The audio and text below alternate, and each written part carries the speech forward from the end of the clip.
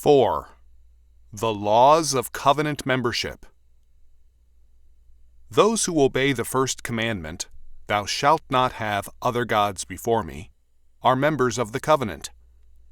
The two basic rites of the covenant in the Old Testament were circumcision and the Passover, and in the New Testament, baptism and communion. Genesis 17:9-14 gives us the institution of circumcision as the sign of the covenant. The requirement of the covenant is obedience to the moral law. Genesis 17:1 and chapter 18:17-19. Quote, "Further, the ethical character of Old Testament religion is symbolized by circumcision." End quote. Circumcision was widely prevalent in all cultures, and always religious. It is the act of cutting off the foreskin of the male genital organ. Quote, "For the doctrinal understanding of circumcision, two facts are significant. First, it was instituted before the birth of Isaac. Secondly, in the accompanying revelation, only the second promise, relating to numerous posterity, is referred to. These two facts together show that circumcision has something to do with the process of propagation, not in the sense that the act is in itself sinful, for there is no trace of this anywhere in the Old Testament. It is not the act, but the product, that is, human nature, which is unclean, and stands in need of purification and qualification. Hence, circumcision is not, as among pagans, applied to grown-up men, but to infants on the 8th day. Human nature is unclean and disqualified in its very source. Sin, consequently, is a matter of the race and not of the individual only. The need of qualification had to be specially emphasized under the Old Testament. At that time, the promises of God had proximate reference to temporal, natural things.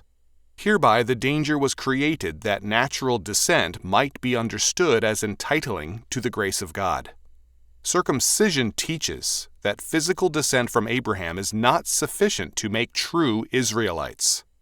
The uncleanness and disqualification of nature must be taken away. Dogmatically speaking, therefore, circumcision stands for justification and regeneration, plus sanctification. Romans 4:9-12, Colossians 2:11-13. End quote. Circumcision is required by the law in Leviticus 12:3 on the 8th day. All who desired to partake of the Passover, whether Hebrew or foreigner, had to be circumcised. Exodus 12:48-49.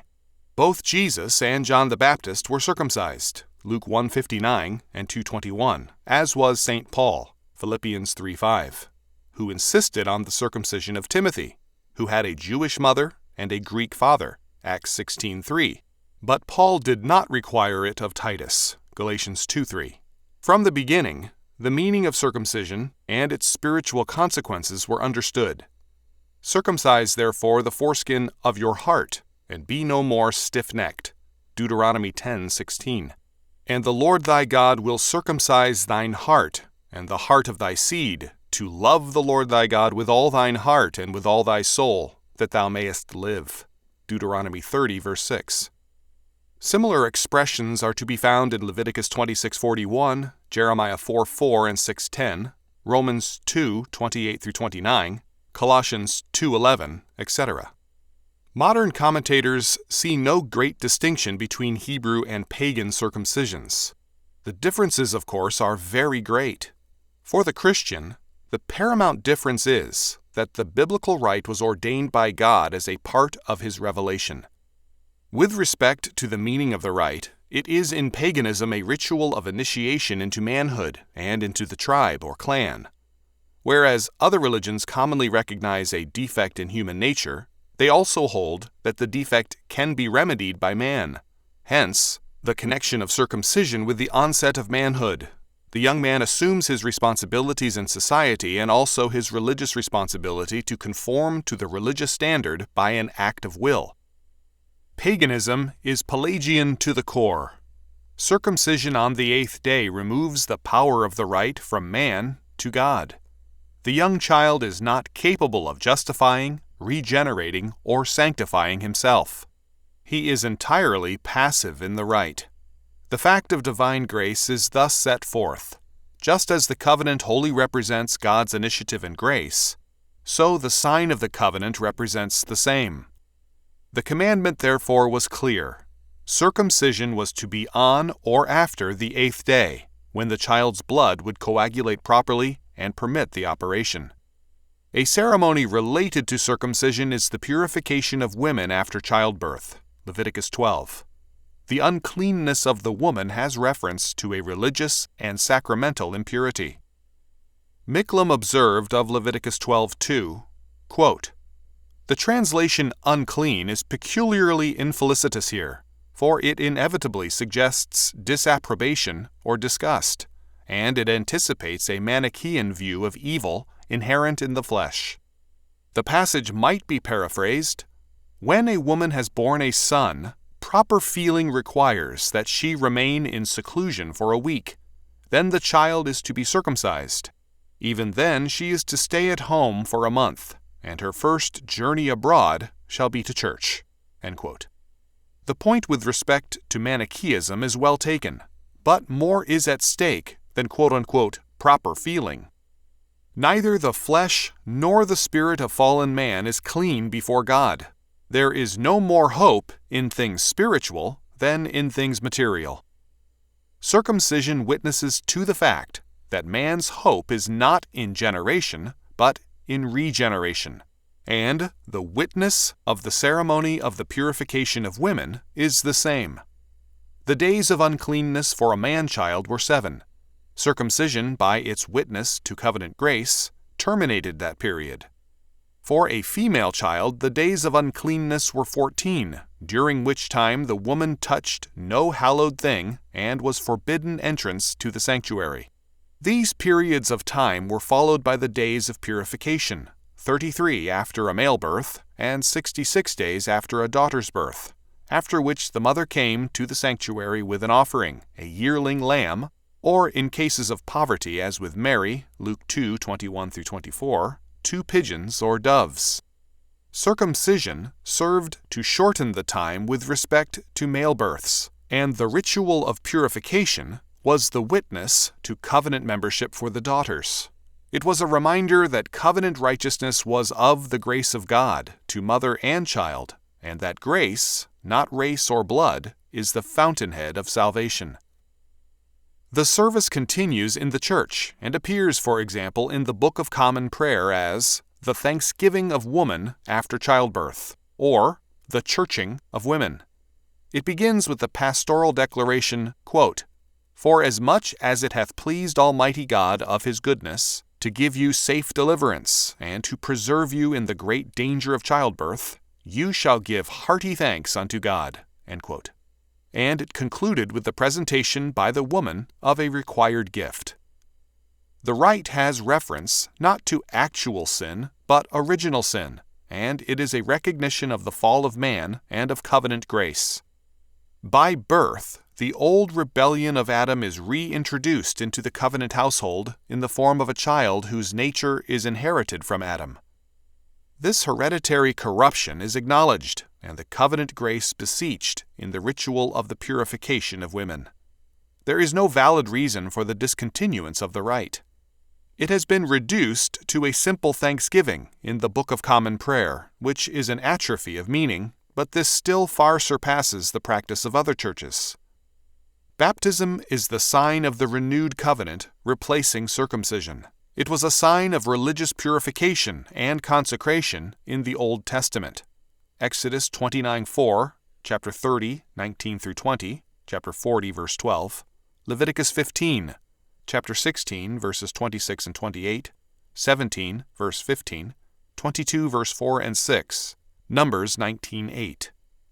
In Ezekiel 36, 25-26, we are given baptism, sprinkling, as a sign of the regeneration of the covenant people after the captivity, and it is associated with a quote-unquote new heart.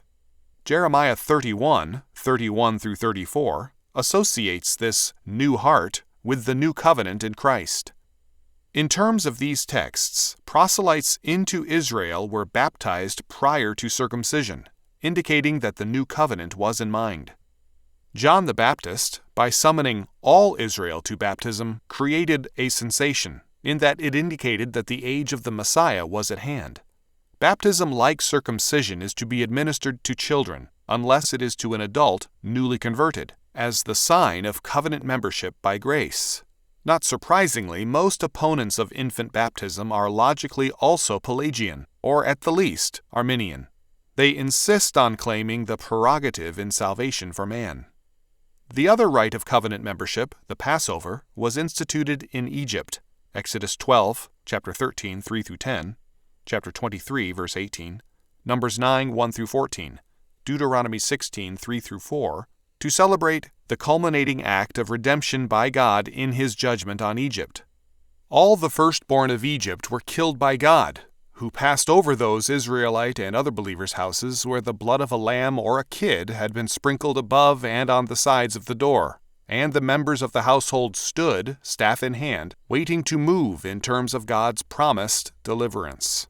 The lamb, or kid, was roasted whole and eaten with unleavened bread to signify the incorruptibility of the sacrifice, Leviticus 2:11, 1 Corinthians 5, 7-8, and bitter herbs, to signify the bitterness of their slavery in Egypt. Central to the Passover is the blood.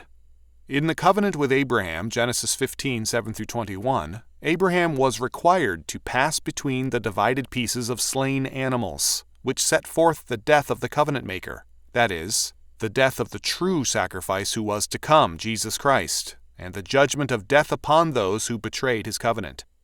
Moses at Sinai took the blood and sprinkled it both upon the altar and on the people, Exodus 24, 4-8, to indicate both that the covenant rested upon an atonement provided entirely by God, and that the penalty for apostasy from the covenant is death. Stibbs has ably summarized the main significance of blood in Scripture.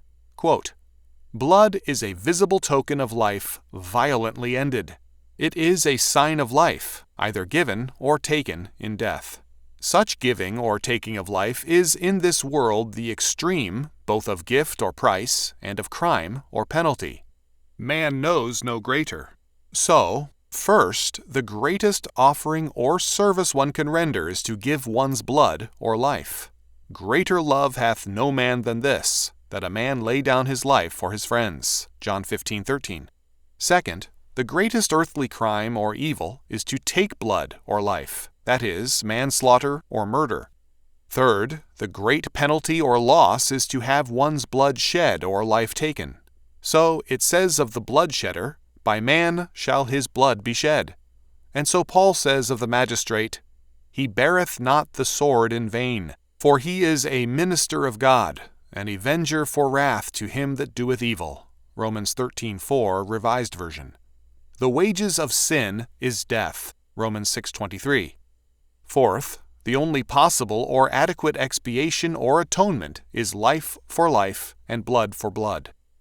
This expiation man cannot give. Psalm 49:7-8, Mark 8:36-37.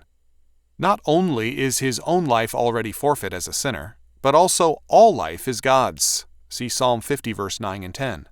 So, man has no quote-unquote blood that he can give. This necessary but otherwise unobtainable gift God has given. He has given the blood to make atonement, Leviticus 17:11. Atonement is, therefore, only possible by the gift of God. Or, as P.T. Forsyth expressed it, quote, sacrifice is the fruit, and not the root of grace, end quote.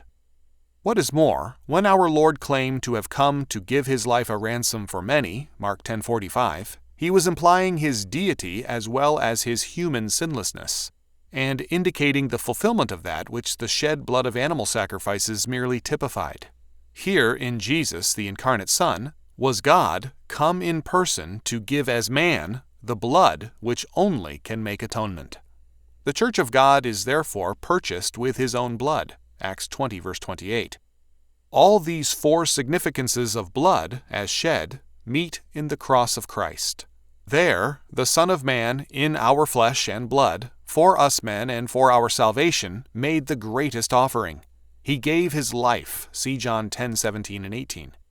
Second, he became the victim of mankind's greatest crime. He was vilely and unjustly put to death. Third, he was reckoned with transgressors, Luke 22:37 Revised Version from Isaiah 53:12, and endured the extreme penalty of the wrongdoer. The hand of the law and of the Roman magistrate put him to death. By man was his blood shed. Fourth, he, as God made flesh, gave as he alone could do, his human blood to make atonement. Repentance and remission of sins can therefore now be preached in his name. We are justified by his blood." End quote. The Passover celebrated Israel's redemption, even as the sacrament of the Lord's table celebrates the redemption of the true Church of God by the blood of Jesus Christ. The celebration of the sacrament means the reception by faith of the redemption and cleansing from sin, and the blessings of the covenant life in Christ through his atoning sacrifice. The Passover was doubly a witness to blood required.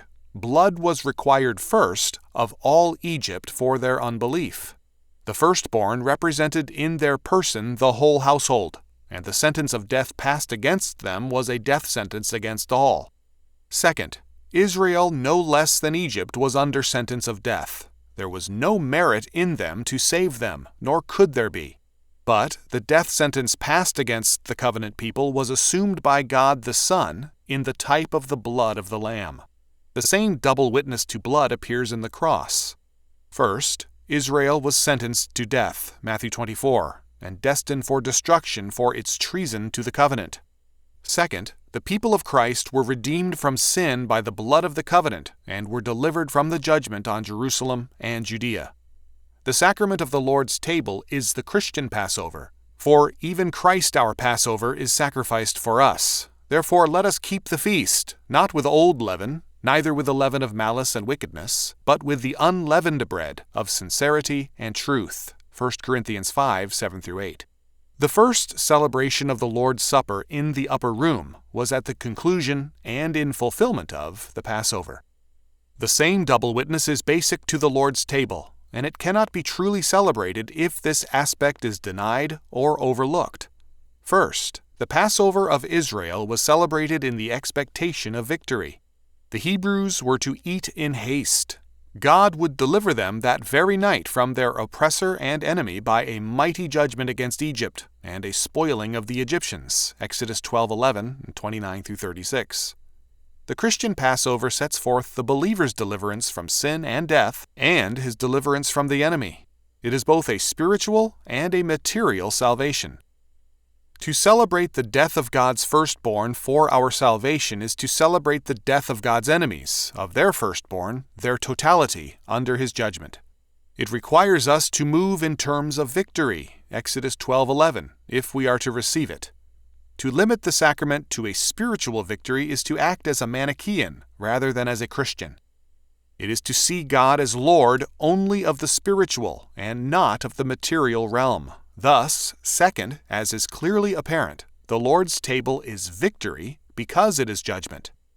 St. Paul declared the sacrament to be judgment against believers who partook thereof unworthily, not discerning the Lord's body, 1 Corinthians 11:27-30.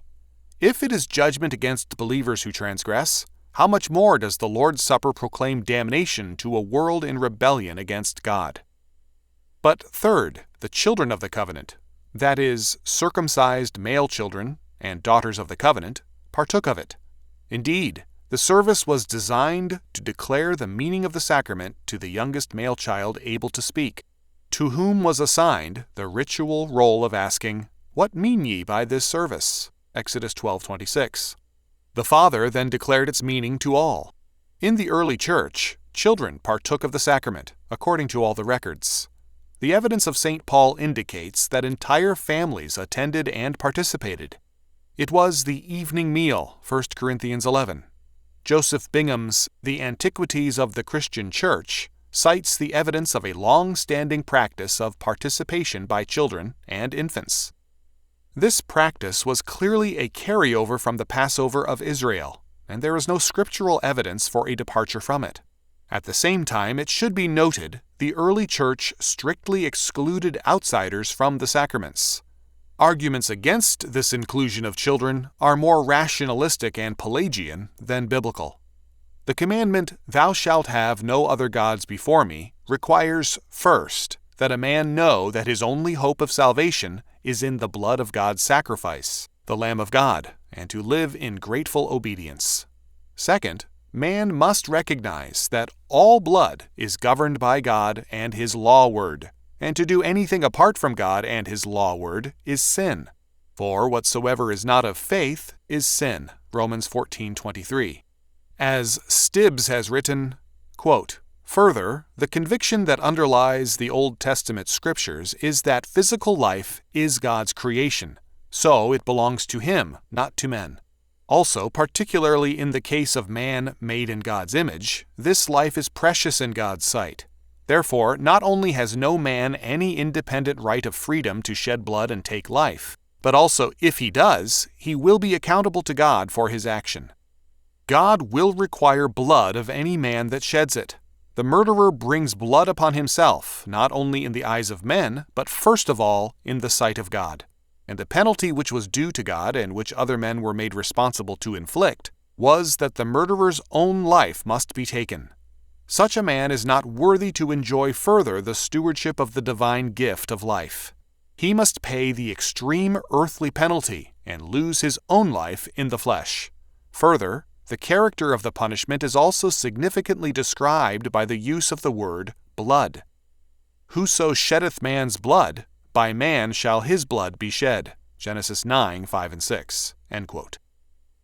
To have none other gods means to have no other law than God's law, and no activity or thought apart from His law word. Whether for food, to uphold the civil law, in warfare, or in self-defense, blood can be shed only in terms of God's word. Where God permits it, man cannot contradict God or propose a quote-unquote better or higher way without sin.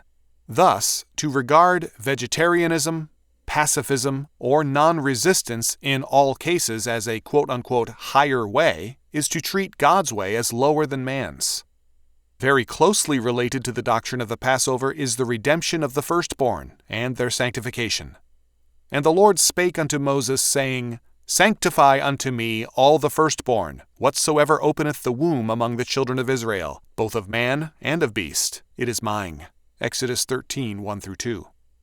And it shall be, when the Lord shall bring thee into the land of the Canaanites, as he sware unto thee and to thy fathers, and shall give it thee, that thou shalt set apart unto the Lord all that openeth the matrix, and every firstling that cometh of a beast which thou hast, the males shall be the Lord's.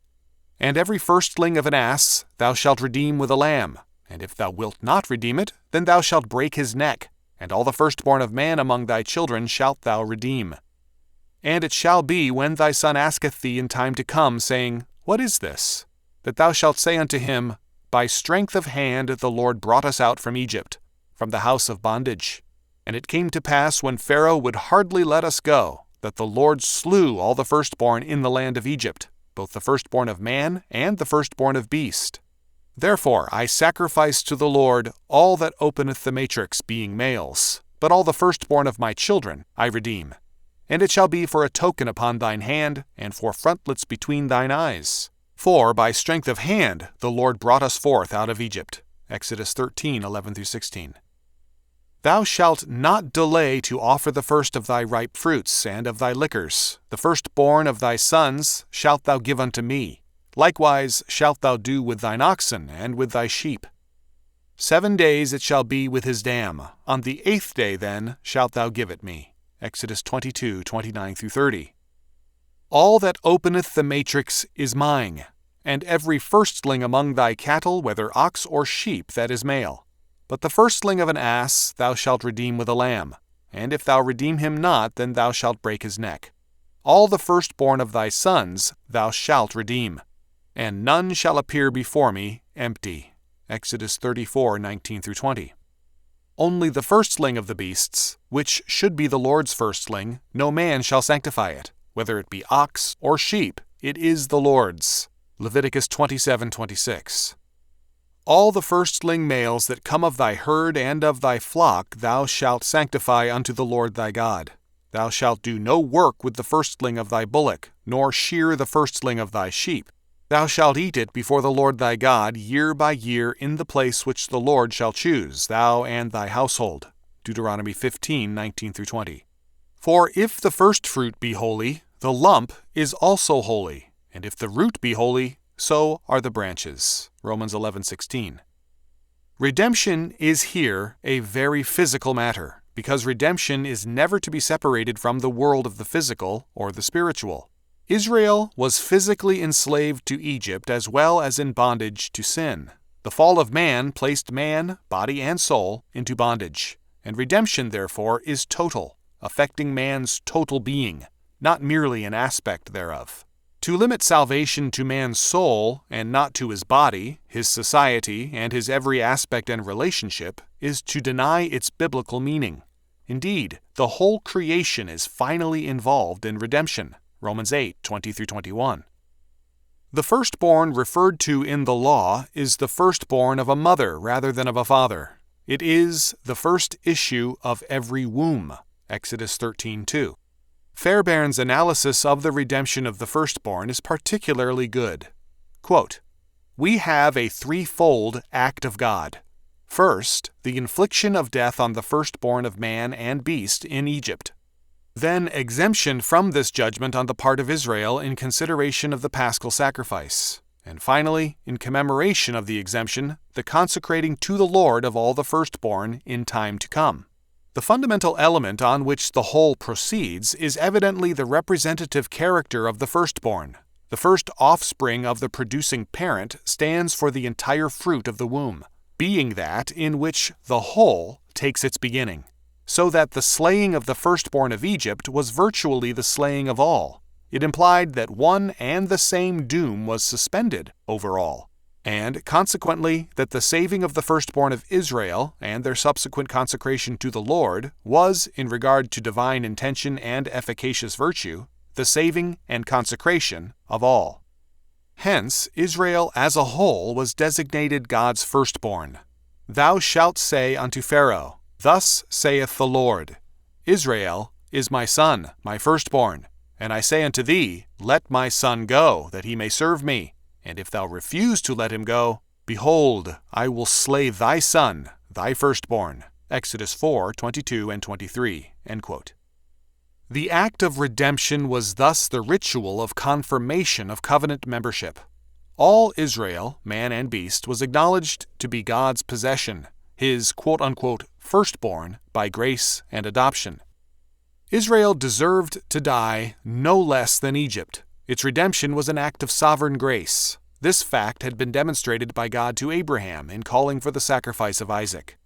The Bible does not condemn human sacrifice in principle. Quote, All biblical sacrifice rests on the idea that the gift of life to God, either in consecration or in expiation, is necessary to the action or the restoration of religion. End quote. On the other hand, quote, Man in the abnormal relation of sin is disqualified for offering this gift of his life in his own person. Hence, the principle of vicariousness is brought into play. One life takes the place of another life. End quote. But even without sin, man can give nothing to God that man has not already received from God. The fact that the redemption of the firstborn was normally linked with the 8th day, the time of circumcision, of entrance into the covenant, made it at the same time a confirmation of the covenant by the parents. The animals were often given directly to the priest. The tribe of Levi became a substitute priestly tribe devoted to God as the firstborn, Numbers 3:40-41. The law took care to protect the parents from an exorbitant redemption fee, Leviticus 27:1-8. Other laws with respect to the firstborn, that is, restating it, are Numbers 8:16-17. Which connects God's right to Israel's firstborn with the slaying of Egypt's firstborn. Numbers 8:18, which established the Levites as the substitute, and Numbers 3:11-13 and 44-51, which gives specific details of this substitution. The firstborn of flocks and herds are specified in Exodus 13, 11-13, and Exodus 22:30, as well as in Exodus 34, 19-20, Leviticus 27, 26-27, and Numbers 18, 15, and 17. In Numbers 18, 15, and 17, it is specified that the firstling of a cow, a sheep, or a goat cannot be redeemed, but must, according to Deuteronomy 14:23 and 15:19-22, together with the tithe of the corn, wine, and oil, be eaten before the Lord for the second tithe. Waller commented on Deuteronomy 14:22-23 and verse 28, quote, 22. Thou shalt truly tithe. The Talmud and Jewish interpreters in general are agreed in the view that the tithe mentioned in this passage, both here and in verse 28, and also the tithe described in chapter 26, verses 12-15, are all one thing, the second tithe, and entirely distinct from the ordinary tithe assigned to the Levites for their subsistence in Numbers 18:21, and by them tithed again for the priest, Numbers 18:26. 23. And thou shalt eat before the Lord thy God. That is, thou shalt eat the second tithe. This was to be done 2 years, but in the 3rd and 6th years there was a different arrangement. See verse 28. In the 7th year, which was sabbatical, there would probably be no tithe, for there was to be no harvest. The profit of the earth was for all, and everyone was free to eat at pleasure. 28. At the end of 3 years thou shalt bring forth all the tithe. This is called by the Jews Ma'aser Ani, the poor's tithe. They regard it as identical with the second tithe, which was ordinarily eaten by the owners at Jerusalem, but in every 3rd and 6th year was bestowed upon the poor. End quote. It should be noted that this second tithe was not strictly a tenth, in that a second tenth was not set apart from the specified livestock, but the firstlings take the place of a second tithe on animals.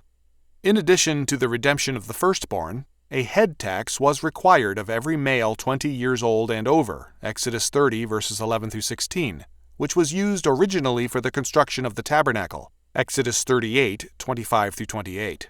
It was paid by Levites and all others. It was a reminder that all were preserved alive only by the grace of God. It was used to maintain the civil order after the tabernacle, the throne room and palace of God's government, was built. Formal enrollment at maturity meant the payment of a half shekel in acknowledgement of God's providential grace. All paid the same amount.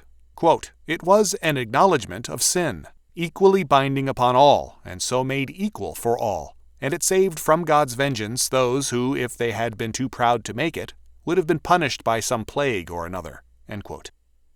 The poll tax was a reminder that they lived by God's grace, and that their lives and substance were forfeited by treason against God.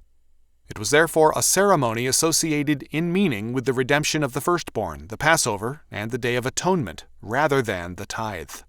Both the firstfruits of the flock and of the field were, with the exception noted, to be given to the Lord for Levitical maintenance according to the law of the covenant. The law of the firstfruits appears in Leviticus 23, 10 and 17, and Deuteronomy 26, 1-11. Also Numbers 15, 17-21, Exodus 22, 29, and 23, 19. The New Testament refers to the firstfruits in Romans 8, 23, 11, 16, 16, 5, 1 Corinthians 15, 20-23, and 16, 15, James 1, 18, Revelation 14, 4. Jesus Christ is declared to be, when risen from the dead, quote, the first sheaf waved before the Lord on the second Paschal day, just as Christ actually burst the bonds of death at that very time. End quote. St. Paul declared, ourselves also, which have the firstfruits of the Spirit, even we ourselves groan within ourselves, waiting for the adoption, to wit, the redemption of our body. Romans 8:23. The offering of the firstborn and of the firstfruits was closely connected with the tithe, and with it constituted a symbolic offering of the whole. The tithe, however, was in addition to the offering of the firstborn and of the firstfruits. The early church saw the offering of the firstborn fulfilled in Jesus Christ, the offering given by God in fulfillment of the requirement for the household of faith. The offering of the firstfruits was, however, continued, although it too was in equal measure fulfilled by Christ. The collection of firstfruits took various forms, such as the payment of the first year's produce of benefices demanded by the Pope of benefices in England, which had been granted to foreigners. Henry VIII took over these collections, but Queen Anne restored them to the Church of England to augment small livings. With respect to the tithe, according to Bingham, quote, "The ancients believed the law about tithes not to be merely a ceremonial or political command, but of moral and perpetual obligation." End quote. For many centuries, the tithe was paid in produce, that is, a literal tenth of the field, rather than its monetary equivalent. Tithe barns were built to house the tithes. The tithe was commanded by the Council of Trent on pain of excommunication, but it was abolished in France in 1789 and has gradually fallen into neglect. It was required in Protestant circles at one time, but here too it has fallen into neglect or become simply a tithe to the church. The tithe or tenth appears very early, long before Moses, when Abraham tithed, Genesis 14:20, Hebrews 7:4 and 6. It was apparently an established practice, so that its origin may go back to the original revelation to Adam. Jacob also spoke of the tithe, Genesis 28:20-22. A Lord's portion related to the tithe appears in the war against Midian, where God fixed the proportion of the spoils of war, which were to be the Lord's, as 1 out of 50, and 1 out of 500, depending on the booty. Numbers 31:25-54. The law of the tithe appears in Leviticus 27:30-33, Numbers 18:21-26, Deuteronomy 14:22-27, and 26:12-15. The rabbis and many Orthodox scholars distinguished 3 tithes. Some Orthodox scholars and virtually all modernists see only 1 tithe. The existence of 3 tithes from early years is a matter of record, that is, from the earliest period of Hebraic documents related to Scripture, that is, from the Apocrypha. Tobit, dated 350 BC or from 250 to 200 BC by Davis, and, quote, "toward the close of the 3rd century BC," unquote, by Gaiman, gives evidence of 3 tithes very plainly, Tobit 1:5-8. Similar evidence is to be found in Josephus's Antiquities, Book 4, and in Jerome at a later date. The historical evidence reveals the practice. The Scripture refers to 3 kinds of tithing. The burden of proof is on those who insist on reducing it to 1 tithe. In analyzing the tithe, therefore, it becomes apparent that first there are 3 kinds of tithes: a first tithe, the Lord's tithe, Numbers 18:21-24, which went to the Levites, who rendered a tenth of this to the priests, Numbers 18:26-28. A second tithe, a festival tithe to rejoice before the Lord, Deuteronomy 12:6-7 and 17-18. And a third tithe, a poor tithe every 3rd year, to be shared locally with the local Levite, the stranger, the fatherless, and the widow, Deuteronomy 14:27-29. Second, the Lord, as creator of all things, established the terms of man's life and the use of man's substance. Certain specified amounts are holy unto the Lord. The tithe was of substance, that is, of the increase of the flock or herd, or the yield of the field. If redeemed, that is, paid to the Lord in money, a fifth of the amount had to be added. In tithing, a man was not to choose the good or bad for the Lord, but to take every 10th animal for his tithe. If a man counted 16 calves, he thus tithed 1 only, the 10th, as he numbered them. By adding a fifth to the monetary tithe, he tended to equalize the tithe. But on the whole, the requirement favored man. Leviticus 27:30-33. Third, the second tithe was to be used in rejoicing before the Lord at the 3 annual religious festivals. It could be taken to the sanctuary in the form of money to be spent there on himself at the Passover, the Feast of Tabernacles, and the Feast of Weeks, over 2 weeks of religious quote-unquote vacationing. Deuteronomy 12:6-7, 14:22-27, 16:3, 13, and 16. Except for the Levites, with whom a portion was shared, this tithe remained with the tither and was used for his pleasure. There was no second tithe on animals in the second tithe. The firstlings of the flock took their place in the second tithe. Deuteronomy 12:17-18. Fourth, the third tithe was the poor tithe, to be used locally with the poor, widows, orphans, helpless foreigners, people unable to help themselves because of age, illness, or other special conditions. The Levites were also to be remembered. Deuteronomy 14:27-29. Fifth, the tithe, according to Thompson, amounted thus to a tenth for the Lord, a tenth for the poor, and a slight amount from the second tithe for the Levites. Thompson called it, quote, 1/6 of a man's income, end quote, since the third or poor tithe came twice in each 6-year period. In terms of this, Thompson saw the total tithe as equal to 1 day's labor in 6. This may be a little high, but it is close. Without reckoning the second tithe as a cost, that is, the Levites' portion, it comes to 13.33% annually, whereas Thompson's reckoning takes it to a higher percentage. Sixth, there was no tithe of the produce of farming in the 7th or Sabbath year, Leviticus 25:1-7. In that year there was to be no sowing, pruning, reaping, or gathering. The trees and vines were to drop their fruit, except for what the poor harvested for their use, or cattle and wild animals ate, or for table use by the owner, Exodus 23:11. Rawlinson commented, quote, under the system thus divinely imposed upon the Israelites, 3 beneficent purposes were accomplished. 1. The proprietor was benefited. Not only was he prevented from exhausting his farm by overcropping and so sinking into poverty, but he was forced to form habits of forethought and providence. He necessarily laid by something for the 7th year, and hence learnt to calculate his needs, to store his grain, and to keep something in hand against the future. In this way, his reason and reflective powers were developed, and he was advanced from a mere laboring hand to a thoughtful cultivator. 2. The poor were benefited. As whatever grew in the 7th year grew spontaneously without expense or trouble on the part of the owner, it could not be rightfully considered to belong exclusively to him. The Mosaic Law placed it on a par with ordinary wild fruits and granted it to the first comer, Leviticus 25:5-6. By this arrangement, the poor were enabled to profit, since it was they especially who gathered the store that nature's bounty provided. In the dry climate of Palestine, where much grain is sure to be shed during the gathering in of the harvest, the spontaneous growth would probably be considerable, and would amply suffice for the sustenance of those who had no other resource. 3. The beasts were benefited. God careth for cattle. He appoints the sabbatical year in part, that the beasts of the field may have abundance to eat. When men dole out their food, they have often a scanty allowance. God would have them for 1 year in 7 at least eat their fill. End quote. Rawlinson, to the contrary, at one point, the Sabbath use of the field and vineyard was unquestionably similar to gleaning, that is, the owner governed the admission of the deserving poor. More will be said of the agricultural Sabbath later. 7th, tithing meant proportionate giving. The tenth of a poor man is as pleasing to God as the tenth of the rich.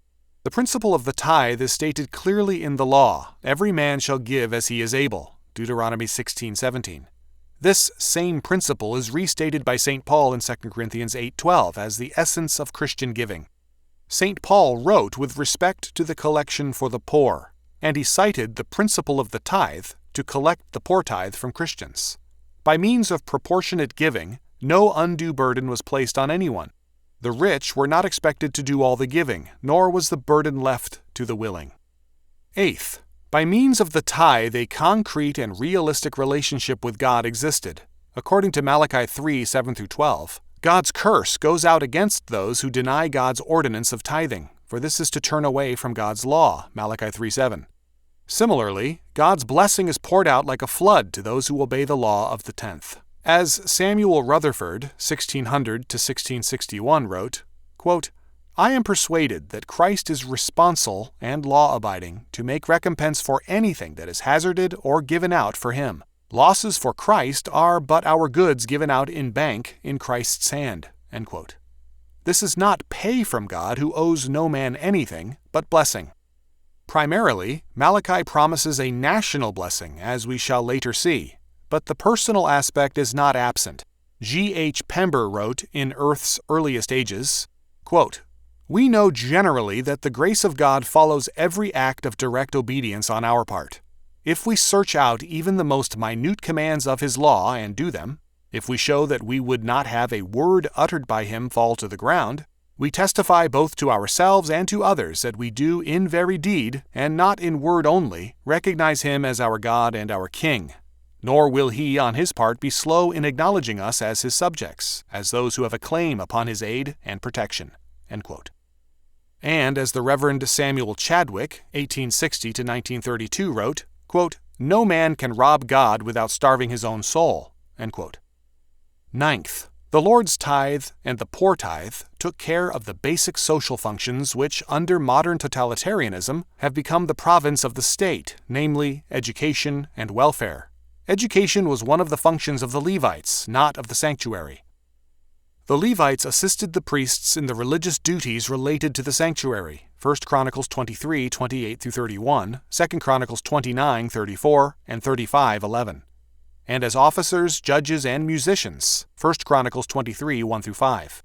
In a godly civil order, the group best instructed in the law of God will clearly have far-reaching social services to render. Since their support is undergirded by the tithe, the basic cost to society for civil government becomes slight. The tithe is an acknowledgement of God's kingship in 1 Samuel 8, 4-19. The consequences of a rejection of God's kingship are cited. They are totalitarianism, oppression, a loss of liberty, and an increased cost of civil government. Without the tithe, basic social functions fall into two kinds of pitfalls. On the one hand, the state assumes these functions, and on the other, wealthy individuals and foundations exercise a preponderant power over society. Tithing releases society from this dependence on the state and on wealthy individuals and foundations. The tithe places the basic control of society with the tithing people of God. They are commanded to bring the whole tithe into the storehouse. Malachi 3:10, Majority Text Version. The storehouse Malachi spoke of was literally that, a physical storage place which was the Lord's. That is, belonged to that religious tradition of Levites who, instead of being apostate or syncretistic, were faithful to God and His law word. The tither was not tithing if his tithe went to a faithless storehouse. It was his duty to judge then between godly and ungodly Levites. Similarly, the tither today is not tithing unless his tenth goes to truly godly work, to churches, missionary causes, and schools which teach the law word faithfully. Again, the poor tithe is in the tither's hands. He cannot use it, or his Sabbath year produce, or the gleanings of his field to subsidize evil, sloth, or apostasy. The poor tithe has as its purpose the strengthening of godly society, not its destruction. As we have seen, the tithe went to the Levites, who gave a tenth of the tithe to the priests. Thus, only a small portion of the tithe went to the priests and for the maintenance of worship. In the wilderness period, the Levites had important duties in the care and transportation of the tabernacle, but these duties later disappeared. The Levites assumed the broader social functions, and no prophet ever criticized or challenged these broader functions, which means they were clearly within the declared calling of God.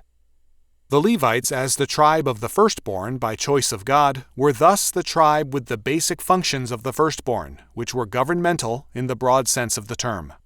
While the quote-unquote scepter was given to Judah, Genesis 49:10, in other respects, Levi, as the tribe of the firstborn, Numbers 8:18, had the basic governmental duties. There was thus a basic division of powers between the state, Judah and the throne, and broad governmental functions, Levi. This division has been destroyed by the disappearance of the tithe as a governmental factor. In medieval and Reformation Europe, broad governmental functions belonged to the world of the tithe. One reason for the frequent lack of distrust for the state was the usually limited role of the state. Schools, hospitals, lazar houses for lepers, charity to orphans, widows, strangers, and the poor, all this and more was the province of the tithe. Granted that there was corruption in the medieval church, yet that corruption has been far overshadowed by the degenerate and profligate modern state. It should be remembered, too, that the tithe went to the local church or diocese. The Laws of Edmund, issued at an assembly at London, 942-946, chapter 2 read, quote, "We command every Christian on his Christianity to pay tithes, and church dues, and Peter's pence, and plough alms. And if anyone will not do this, let him be excommunicated." End quote. The Laws of Ethelred, 1008, chapter 11 declared, "And church dues shall be paid promptly every year, namely, plough alms a fortnight after Easter, the tithe of the increase of the flocks at Pentecost, and of the fruits of the earth at the Mass of All Saints, and Peter's pence at Peter's Mass, and the fees for lights 3 times in the year." End quote. The Bible provides as the foundation law of a godly social order the law of the tithe. To understand the full implications of the tithe, it is important to know that biblical law has no property tax. The right to tax real property is implicitly denied to the state, because the state has no earth to tax. The earth is the Lord's. Exodus 9:29, Deuteronomy 10:14, Psalm 24:1, 1 Corinthians 10:26, etc. Therefore, only God can tax the earth. For the state to claim the right to tax the earth is for the state to make itself the God and creator of the earth, whereas the state is instead God's ministry of justice. Romans 13:1-8. For the state to enter into God's realm is to invite judgment. The immunity of land from taxation by the state means liberty. A man, then, cannot be dispossessed of his land. Every man has a basic security in his property. As Rand pointed out, quote, "It was impossible to dispossess men of their inheritance under the law of the Lord, as no taxes were levied against land. Regardless of a man's personal commitments, he could not disinherit his family by being dispossessed of his land forever." End quote. Because the land is not the property of the state, nor is land a part of the state's jurisdiction, the state therefore has no right under God to levy taxes against God's earth. Moreover, for the state to claim as much as God, that is, 1/10 of a man's income, is a sign of apostasy and tyranny, according to 1 Samuel 8:4-19. The modern state, of course, claims several tithes and taxes. The tithe is not a gift to God. It is God's tax for the use of the earth, which is at all points under God's law and jurisdiction. Only when the payment to the Lord exceeds 10% is it called a gift and a free will offering. Exodus 36:3-7, Leviticus 22:21, Deuteronomy 16:10-11, etc.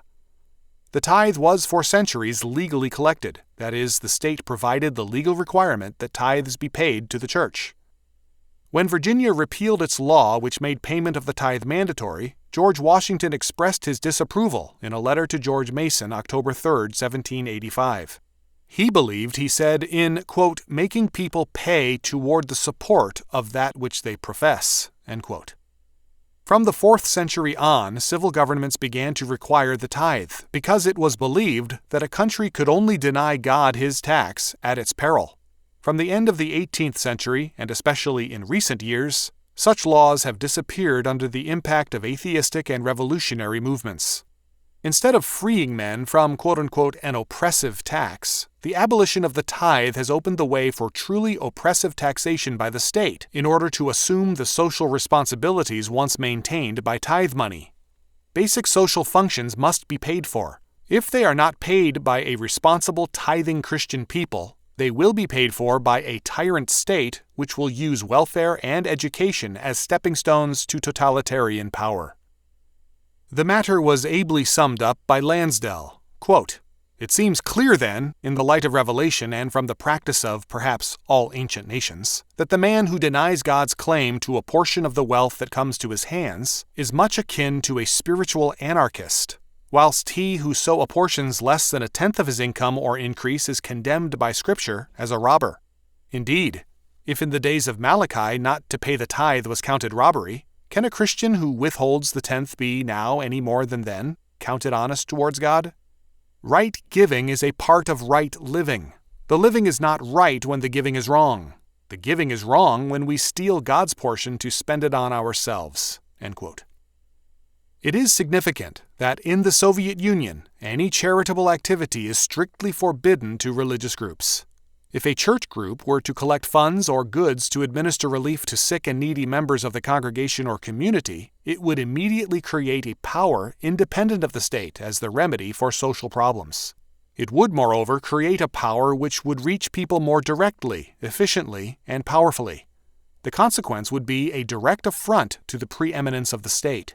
For this reason, in the democracies, orphanages have been steadily the target of repressive legislation to eliminate them. And charity has been preempted by the state increasingly as a major step towards totalitarianism. Lansdell was right.